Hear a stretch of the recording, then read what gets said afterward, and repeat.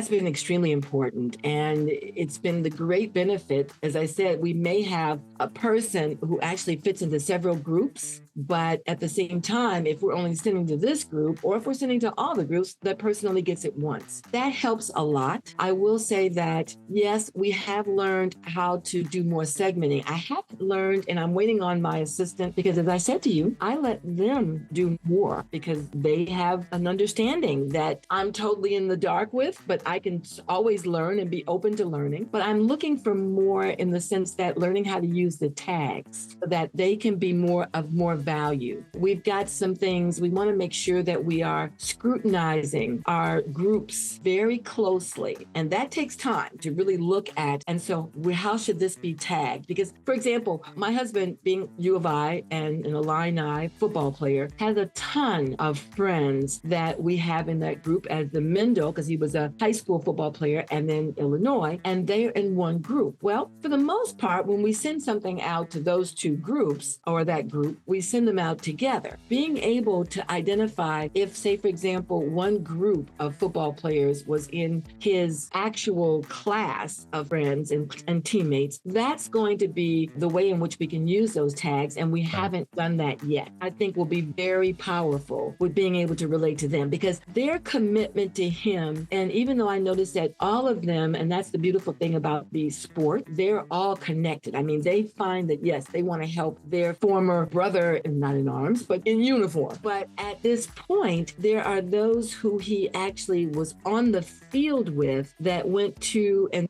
through the tough times that are going to be far more supportive of his projects than those who may have just come along several years later and know that he participated in it and heard of him, but now, not as committed. So we want to be able to differentiate. So I think that that'll be very helpful, and we get that.